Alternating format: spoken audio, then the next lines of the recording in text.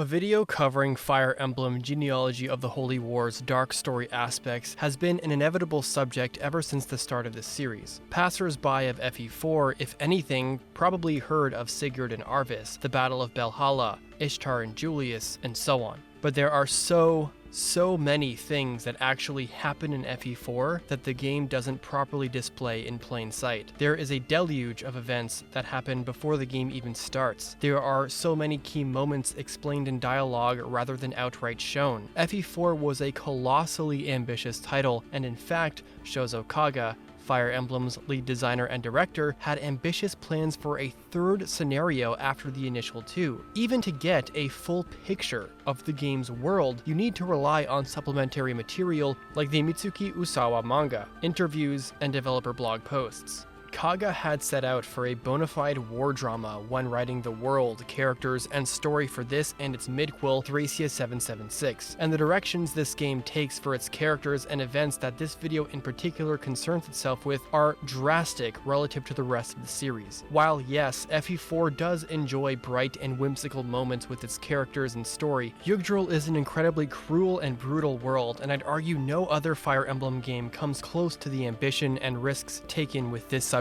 matter. In saying that, I will lay out the following disclaimer. This video covers sensitive subject matter, not for kids, and viewer discretion is strongly advised. The goal of this video is to explain these subjects, but in order to properly and appropriately do so, I've done my best to navigate them with sensitivity and tactfulness. This was a difficult script to write, and has ended up being one of my more serious pieces on the channel, so if you end up watching it in full, please consider leaving a like before you go. The Loptrians. The history of everything surrounding the Loptrians. To Emperor Geir as his and his descendants' 200-year reign of terror in Yggdrasil to the Miracle of Dana could absolutely serve as its own lore video, but I wanted to focus on the aftermath of the Miracle of Dana. There are a lot of folks watching who are probably unfamiliar with Yggdrasil lore, so I will briefly go over the bullet points which lead to the present-day Loptrians. In the past, before the establishment of the Loptrian Empire, Geir was just a young man who sought the power to overthrow the Grand Empire in Yggdrasil. He traveled to Arcanea and formed a pact with a surviving dragon of the Earth and Divine Dragon War, Loptis. Loptis, instead of placing his power in a dragon stone like the Divine Dragons did, placed his spirit and power in a tome, and through this tome, he possessed Geir, and together they overthrew the Grand Empire and established the Loptrian one. Loptis and his vessel, Geir, would be responsible for numerous large-scale tragedies like the Great Purge, where 100,000 people were killed, the Massacre of Edda, a religious dukedom where those unfaithful to Loptis were slaughtered by the tens of thousands, the Sorrow of Miletos, where hundreds of children were kidnapped and sacrificed to Loptis. Geir and his next 16 descendants would brutally rule over Yggdrasil, up until the Miracle of Dana, where, at the Tower of Dana, the leaders of the cornered and losing rebellion were gifted divine weapons and pacts with the divine dragons led by Naga, who had finally learned, after 200 years, the atrocities committed by Loptis and the empire he had formed in his own name. With these weapons in hand, the 12 Crusaders finally turned the tables and defeated the opposing enemy army, and eventually would overwhelm Geir's descendants themselves. The surviving Loptrians were worse than cast aside in the ensuing establishment of the New World Order. Exiled from all over Yggdrasil, they retreated beneath the Eyvel Shrine to avoid persecution for the next 129 years. In Chapter 2, there is an NPC who says the following.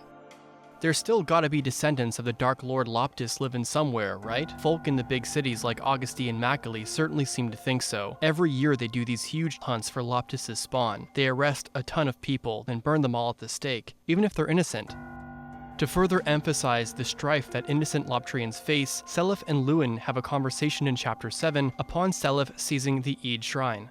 The remnants of the Loptrian Empire have hidden within the depths of the shrine for generations. They had no choice. Trying to build new lives on the surface would have led to their mass persecution, or even being burned at the stake. I suspect that at first they weren't really bad or unusual people, but before long, their life twisted them into what we know them as today. All my life, these people have been branded as the Dark Cult, or the Devil's Kin. I can barely imagine their pain.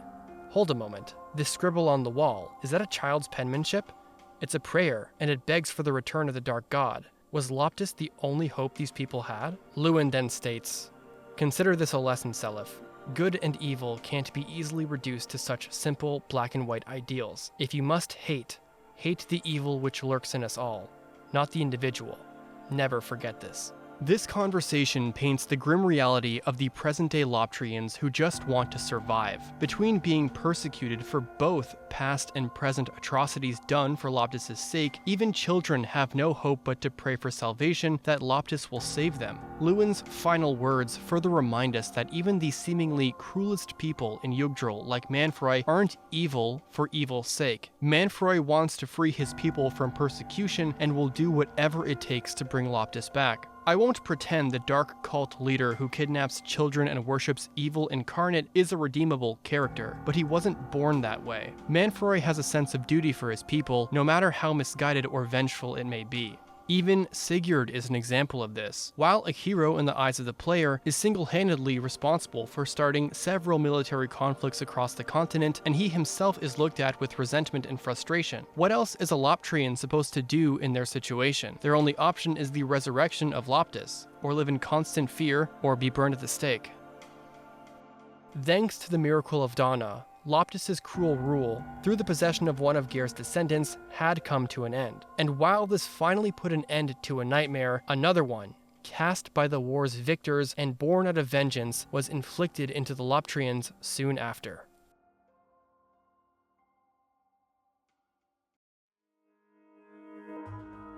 Child hunts.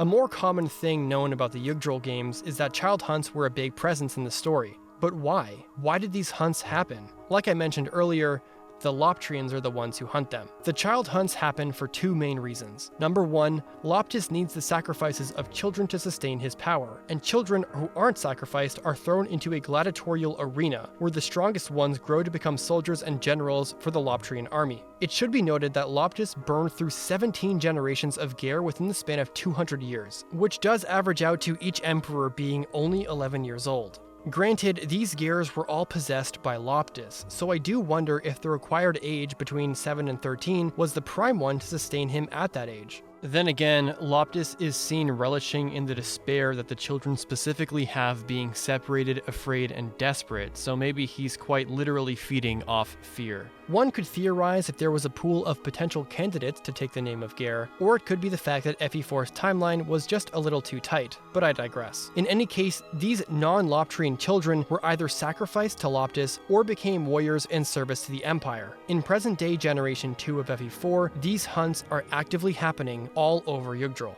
Many nobles simply must adhere to their orders to capture children.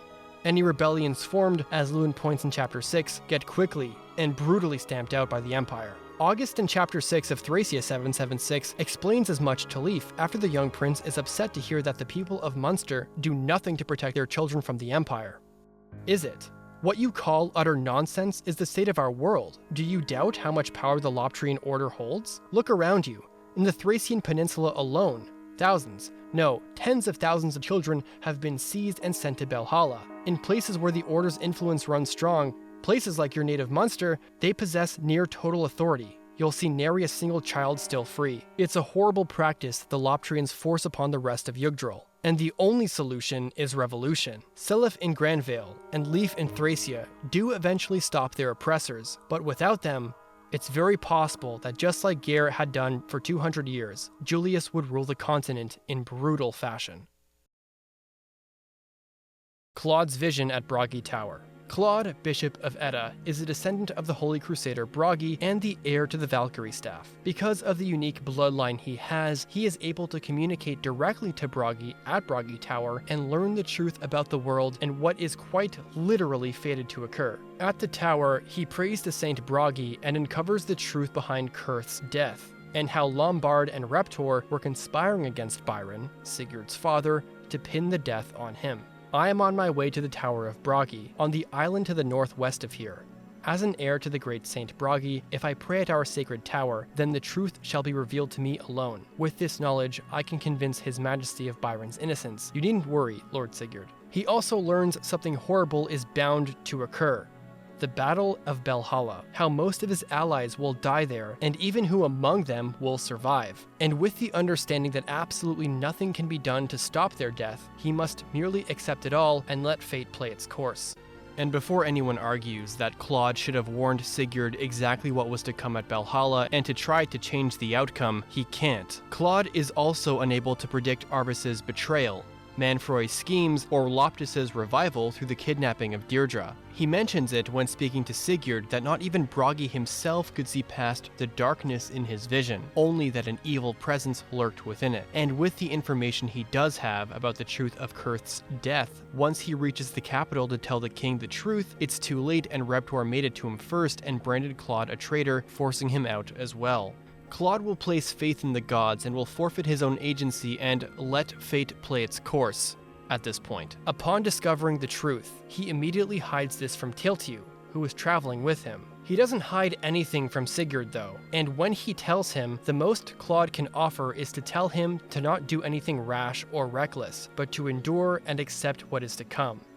Make no mistake, I feel your pain too, but this crisis's end now lies in fate's hands. There is nothing any of us can do to save ourselves anymore. His Chapter 3 and Chapter 4 talk conversations are optional and don't have any bearing on the story or Sigurd's actions, but between the choices he has, whether to accept fate and his inevitable demise, or to contest it and run away, there's only one thing he will do. Claud will not run, but he will tell his wife to. It is the most he can do with what he knows at this point. As long as he can secure the safety of his partner and the future generation of Bragi, that's all he can hope for.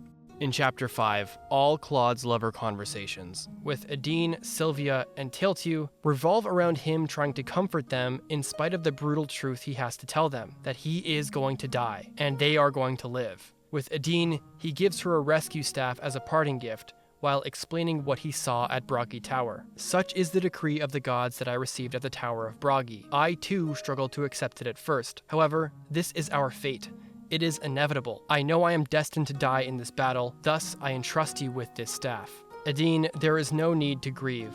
Our deaths are not the end, but rather a new beginning for us all. The conversation ends with Claud being happy he was even given the chance to meet her, fall in love, and have a child with her. With Sylvia, he doesn't explain what he saw at Bragi, perhaps because he understands that she wouldn't accept the rules of fate, but instead desperately asks her to leave his side. Finally, Claud tells Tailtiu to not fight against her father, Duke Reptor, and the Frigga army, and instead to flee to Celeste, where she can live peacefully. When she asks him about him, all he tells her is that it is his destiny to stay and fight and die here. Tailtiu even pressures him to answer how it would affect their children, but all he can do is to tell her to understand. I have an obligation, Tailtiu.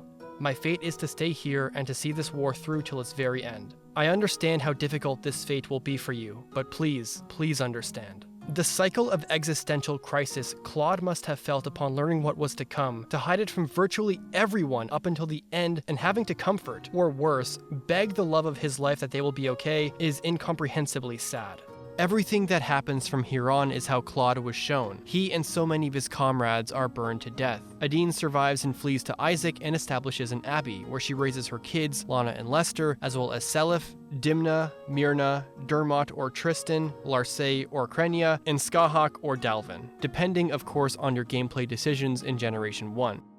After Belhalla, Sylvia left her children Lean and Cairpri at a convent in Dana, and was never seen again. Eventually, Lean left the convent in hopes to find her mother, but to no avail. Whether or not Sylvia is alive, she's just gone.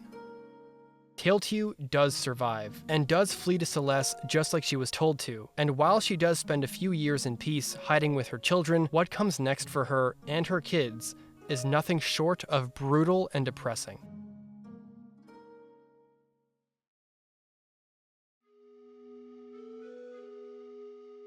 The fate of the survivors. You may have simply heard of the first generation of FE4's cast and assumed they all shared the same fate as Sigurd did in Belhalla, but there were a handful of characters that did end up surviving.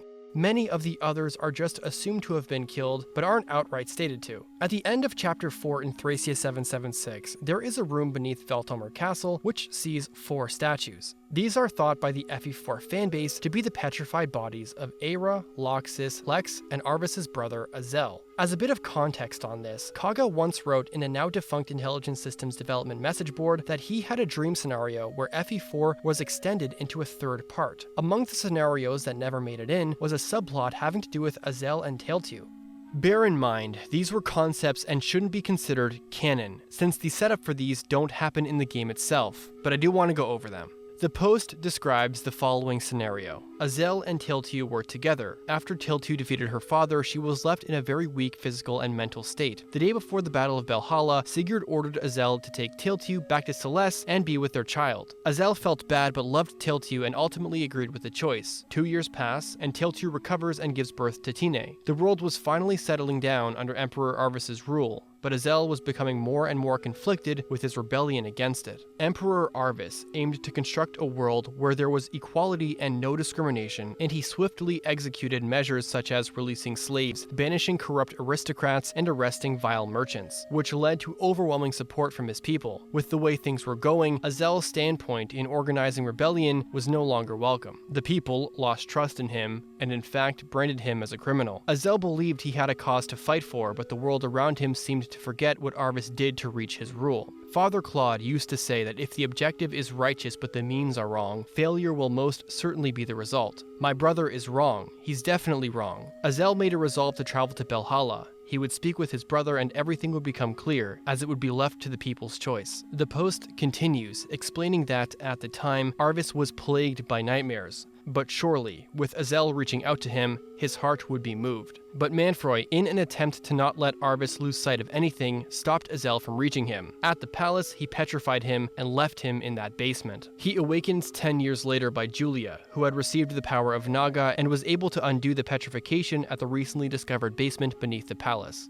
Similarly, and this does actually happen in the game, Loxis survived and brought her daughter Nana to Leonster to live with Finn. In the meantime, her other child, Dermot, is sent to Isaac with other members of the Liberation Army. After a time, she decides to travel to Isaac to reunite with her son, but vanishes in the Aid Desert, never to be heard from or seen again. Meanwhile, Aira's officially last seen in the Battle of Belhalla in-universe and isn't heard from since. Add up Kaga's words about his scrapped plan for Eyvel, and this sparked the theory that they were all turned to stone, placed beneath the castle. It should be noted that while Kaga prefaces these extra notes didn't make it into the final game, I'm mentioning it here not only for posterity and because it's insanely fascinating to me, but also because a very similar possibility is raised, but never truly confirmed for everyone in the next entry in FE4's midquel, Thracia 776. This is mere rumor, but it is said that a hidden shrine to Loptis lies deep within the Eid Desert. Countless warriors who defied the Loptrians and were turned to stone are kept within its forbidden halls. Amongst them, some say you can even find the young rebels who fell in the Battle of Belhalla so many years ago.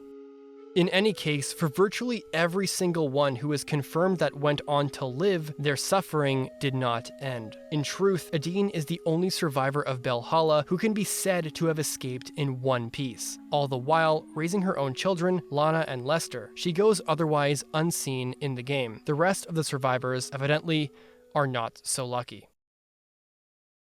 If it wasn't evident already, the relationship between the mortal and the divine is relatively much closer than in other titles. Claud's ability to convene with Bragi is not the only instance of a crusader speaking with their present descendant. Even greater still is that there are instances of divine dragons themselves who bless those crusaders, involving themselves in the lives of those who have their blood in the present day. The interaction between mortals, the crusaders, and the dragons is never straightforward. Such is the way for the Gesh. Divine vows and contracts, which in the context of FE4 provides the mortal beneficiary with blessings in exchange for a steep price. Brigid, Adine's twin sister, also survived, and she lived in relative harmony for a time as well. Brigid lived for 5 more years after the battle until her death. It is here where the unnamed dragon who had blessed Uller with holy blood and the ability to wield Yufel formed a Gesh with her.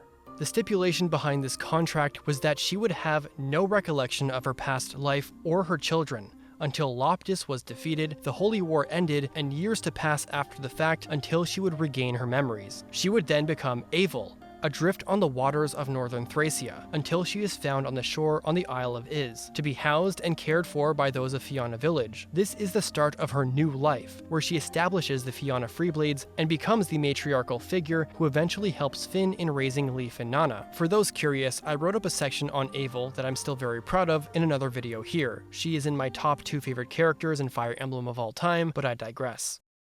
Luin was another character in Generation 1 who, survived the battle thanks to divine intervention, but his fate is far more sad than Brigid's was. At some point after the battle, Lewin survived and attempted to kill Manfroy on his own, but was killed. It was here where Forseti formed a gesh with him, the stipulation being part of his essence was that of Forseti's. He could not return to Celeste and take the crown, and once the war ended, he would finally die.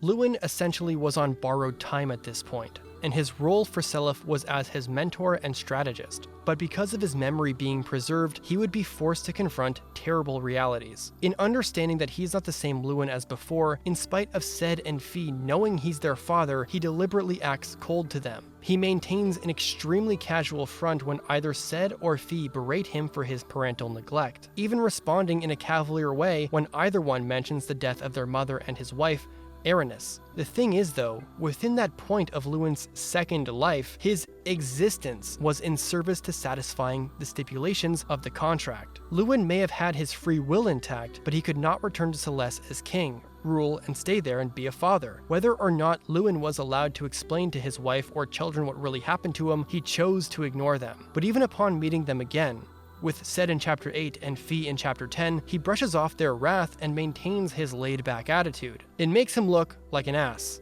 but maybe that resentment was something he didn't want his kids to let go of. It's worth noting that no other Lewin pairing will result in these interactions with his kids. It's exclusive to Aranis being the mother. While one could argue that he should have reconciled with his children, we aren't Lewin. Perhaps he rationalized they should continue resenting him since his time was limited already, and making amends just to up and vanish again with no explanation was not worth hurting them once more. But make no mistake, Lewin is not an emotionless, cold man. Upon hearing from them that Aranis died, it's clear it cuts deep. His interactions with the other kids depending on his wife is also worth mentioning, because they vary, and also illustrate the grief he deals with from his choice. With Lean as his kid, it's apparent that watching her openly resent her own father unknowingly hurts him. When Tine tells him and Seliph of the fate of her mother, Tailtiu, and how she was abused by Hilda, he starts to cry. His lax behavior in the face of his kids is a front. Finally,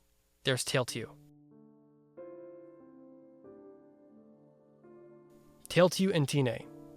When Tailtiu, pregnant with Tine, and Arthur, her newborn, escaped to Celeste, they managed to live peacefully for a time, but it was only a few years after until her older brother, King Bloom of Frigga, invaded and abducted Tailtiu, with Arthur having escaped. For context, Tailtiu was originally from Frigga but joined Sigurd's forces and assisted in defeating her father, Duke Reptor. This meant that Tailtiu was a traitor to the house. Once captured, she would face the wrath of Hilda, wife of Bloom, and therefore Tailtiu's sister-in-law. Hilda is a sadistic woman who used treason as an excuse to torture her and eventually Tine as well. Tailtiu had to deal with this abuse for years, and once Hilda had begun to target her daughter, she pleaded to her and would take the abuse instead, but not always. Tine doesn't go into explicit detail of the abuse, but she does mention constantly seeing her mother in tears and remarking that it was because of the constant torment she'd received that eventually led to her death. It was most likely only because Hilda had left Ulster for Militos that Tine's suffering under her had ended, but under Bloom's supervision, she would be guilted and forced to become a soldier, and during this time, it was only Ishtar and Ishtar who treated her kindly. Tailtiu's fate and Tine's upbringing is another look at the tragic fate of the first generation led by Sigurd. It is difficult and uncomfortable to imagine Tailtiu,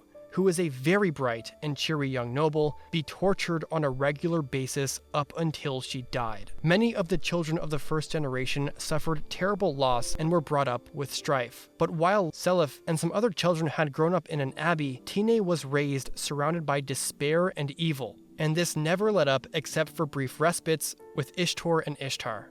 Tine has one of the most fleshed out character developments in Generation 2. She begins incredibly timid and is quick to recoil at those angry with her. She's very quick to accept Bloom's orders even though she knows it's wrong. When she approaches Seliph for the first time, she apologizes needlessly out of habit. When she confronts Bloom, she sheepishly apologizes for betraying him as he guilts her. But in Chapter 8, she acts completely different. She's the one fighting back his disappointment and guilt. She lays it out plainly that Bloom was the one who ruined her and her mother's life. Then, fast forward to chapter 10, and you can tell by how she confronts Hilda, her abuser, that she's gained the confidence and courage to stand up to her and attempt to avenge her mother. Indeed, she grows into a warrior who, without hesitation, tells the two individuals who ruined her family's lives that she's going to take them down.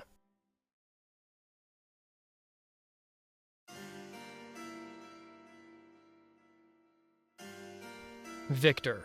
On a last note, the subject of Victor, Arvis's father, is a relatively heavy one, mainly because, while Victor and Sigyn, Deirdre's mother, are not seen in the game itself, the Mitsuki Usawa manga, a manga adaptation of the story of FE4 that goes into much more detail than the game, dedicates several panels toward the two. It should be noted that the events in the manga take many liberties that are straight up not in the game. The manga expands heavily on characters like Bloom and Ishtar, and has many subplots not seen in the game, like Finn being rescued by Tine, who herself has a lot more agency as a military general, for example. The above never happens in the game itself, but I still want to focus on one aspect of the manga that is more of an expansion of established yet underdeveloped world building that does happen in the base game. To those who aren't aware of these two, let alone read the manga, I am going to warn you that these panels are relatively graphic and have depictions of physical and verbal violence. Victor, the Duke of Veltomer, a major wielder of Fjalar, was an awful person. Not only was he infamously known to others as an excessive drinker and philanderer having many mistresses, but he was both emotionally and verbally abusive. Victor is only briefly mentioned by name in chapter 2. Well, perhaps I ought to tell you the complete tale. This happened some 20 years ago. Prince Kurth had an affair with the Duchess of Veltomer, a truly lovely woman as I recall. Duke Victor of Veltomer was, well, he was a philanderer of the worst degree, and had countless lovers. The prince, of course, is nothing like him. He wished only to support the Duchess at first, but the two soon fell deeply in love. Victor was distraught, needless to say. He penned a letter denouncing the pair, then he took his own life. The Duchess could bear to stay no longer. She fled Granvale, and was never seen again. As I recall, her name was Sigyn.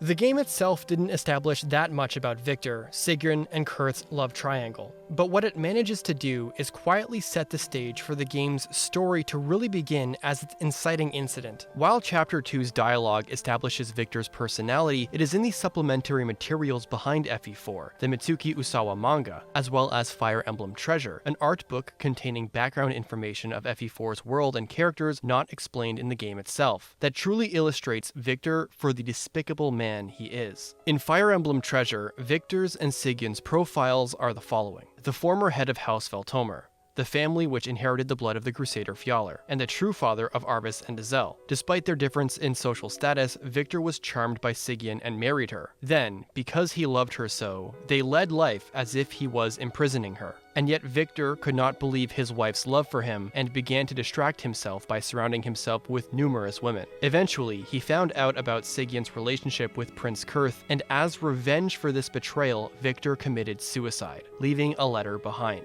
For being a descendant of the 12 Crusaders, he suffered through his life as a mediocre man. Sigyn, a woman of unparalleled beauty from the Loptis family, inheriting Myra's blood. Fearing the bloodline's possibility of rebirthing the Dark God, they for generations lived a secluded life in the spirit forest in the kingdom of Verdane. One day she snuck out of the secret village and had a fateful encounter with Lord Victor, which led to their marriage. She came to love him in her own way and they had a child, but Victor kept numerous women by his side and acted cold towards her, which hurt Sigyn deeply. It was Prince Kurth of the Belhalla royal family who gently accepted her and eased her sorrows. After Victor learned of their love and committed suicide, Sigyn didn't know how to go on and disappeared. But at the time, she already bore a new life within her, a child between her and Prince Kurth, Deirdre. Her life of misfortune ended after having delivered 2 children to this world, Arvis and Deirdre, who later would become the seeds of upheaval. In one of Kaga's developer's notes from Treasure, he expanded on Arvis and Eyvel's familial relationship.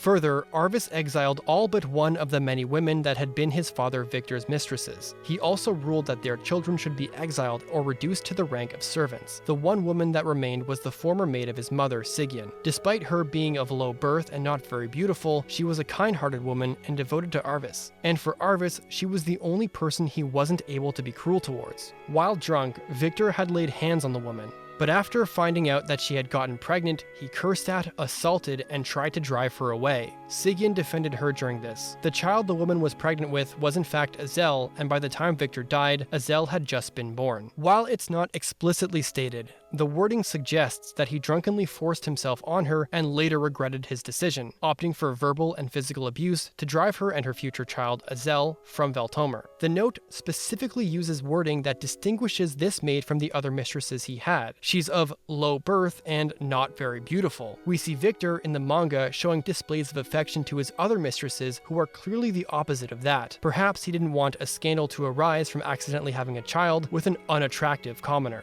The note further states that upon his parents leaving him, Eyvel and the maid was his only remaining family, making them both extremely important people during his beginning reign over Veltomer at the age of only 7.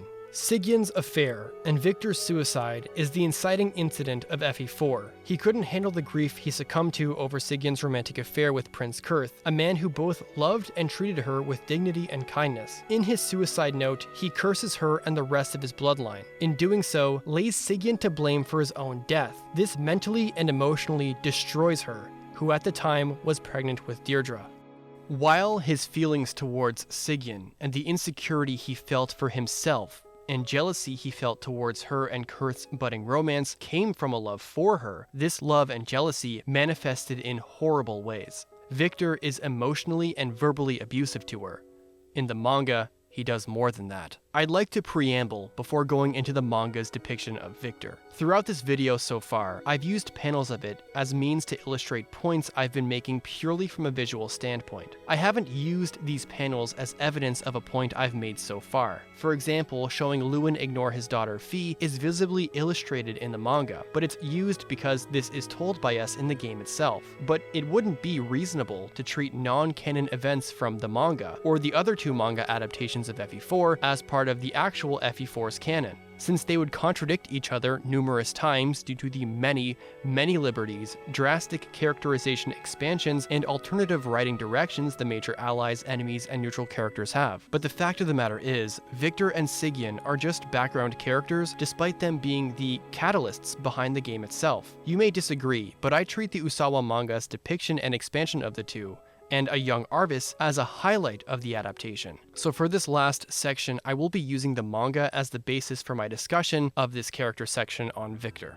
There is a scene when one of his mistresses questions why he's even married to a non-noble woman to begin with. Victor responds violently and chokes her, asking her who she thinks she is, demeaning her, and telling her as if any amount of women like her could possibly replace Sigyn. This showcases that part of the insecurity and coping methods he has, using other women as tools to fulfill him emotionally, as he was convinced he would never truly receive it from his wife. In another scene, we see the action of Victor imprisoning Sigyn. Here, he verbally and physically assaults her, striking her across the cheek, berating her for the mere action of looking at other men. At the forefront of all of this, seeing all of this abuse and having no way to stop it, let alone understand what was happening or why his father would do this to his mother, was a young Arvis, the heir to the dukedom. In the panels surrounding Victor's violence, Arvis is always there, his childhood innocence on display. What did it mean when Victor told her that he can only see him from now on? What did it mean when Victor told the other women that his wife was irreplaceable? Why does he mistreat his mother when he is so kind to other women? Why does he hurt his mother? Why doesn't he treasure her? Why did father kill himself? Why is his mother gone? Why is he all alone? Arvis is only 7 years old when his mother flees upon his father committing suicide. The only family he would ever have would be Eyvel, and Eyvel's mother would become Arvis's maid for 10 years until she died of illness. Besides this, however, Arvis was alone, shouldering the burden of the dukedom. Upon recovering from Victor's attack with Arvis tending to her, she explains to her son that Victor certainly loves her, even to the point of expressing it with physical violence. We see her trying to rationalize her husband's behavior as reasonable, but it is clear to the objective reader, looking at these panels as the neutral observer, that she's the victim of domestic abuse. And tragically, even in death, Sigyn remains imprisoned by her husband from that suicide note. I'd like to focus on the meaning of that curse for a bit.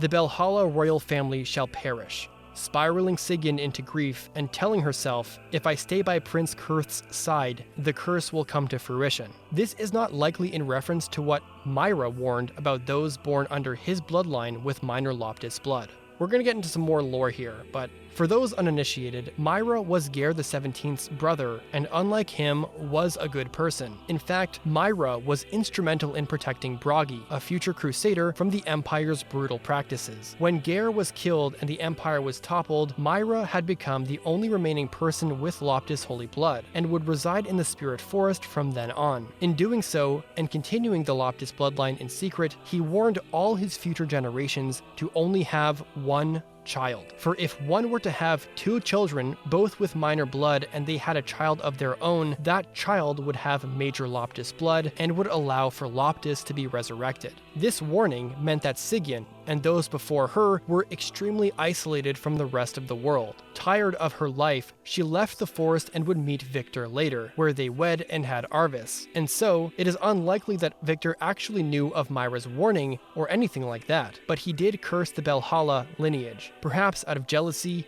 rage, sadness, and spite. And Sigyn listened to his words and fled back to the forest. But in this world of prophecy, magic, and holy lineage, Victor's curse upon his suicide has merit. But you can see the disastrous truth behind his words in hindsight. Deirdre was born in the Spirit Forest. Manfroy, the Archbishop of the Loptis Church, would then orchestrate a long-term scheme to kidnap her, wipe her memories, and have her meet with Arvis to fall in love. As both Arvis and Deirdre had the same mother, neither of them knowing this fact at the time, they inadvertently had Julius together. And finally, Manfroy had succeeded in having a vessel for which Loptis could be revived. It is understandable to look at Victor's actions and deem him a monster, but I think there's more to be gleaned about him when we keep his humanity, because Victor is human, and is a caricature of a man whose self-loathing, insecurity, and mediocrity in a world heavily revolving around the ruling class and their place in the social hierarchy led him to act in abjectly vile ways.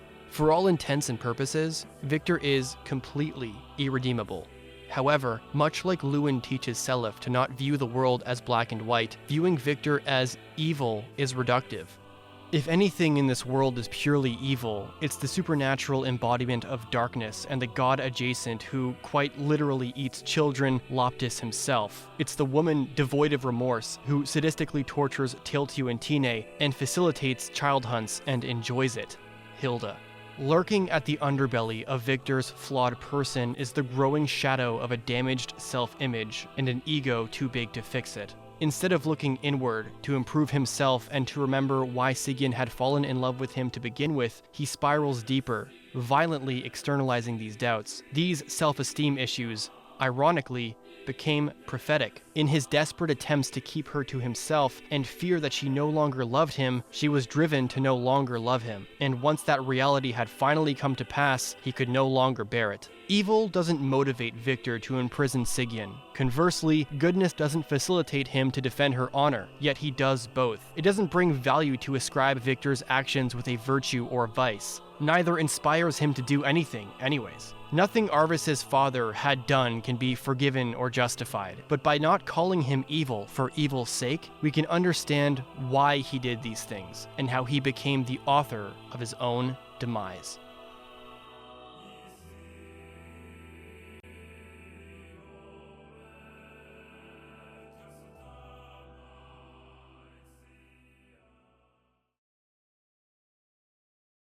I won't come to Kaga's defense all the time.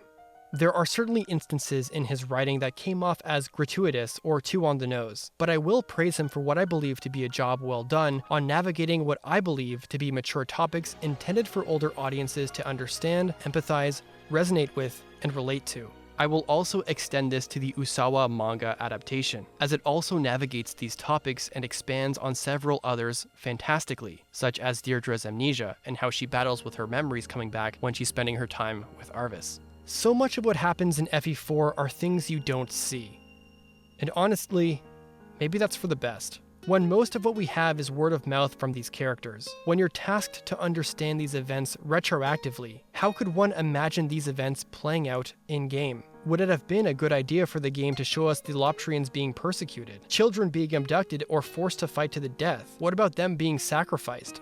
What of the survivors? Would it have been appropriate to show these events happen in sprite form? How would one properly illustrate, with tact, actual moments of domestic abuse on an engine such as this? In its present form, Genealogy of the Holy War leaves these subjects open to imagination. It allows for the imagery to paint itself in our own minds. A first-time player or a younger fan playing this may miss these darker details, or see them but not quite understand them or how they relate to the story's theme and world. How much more complicated a situation can be. How one tragedy can lead to another. How those tragedies can shape someone to do terrible things, or not to, and why. These are things for us to read, and for the heroes like Seliph to figure out.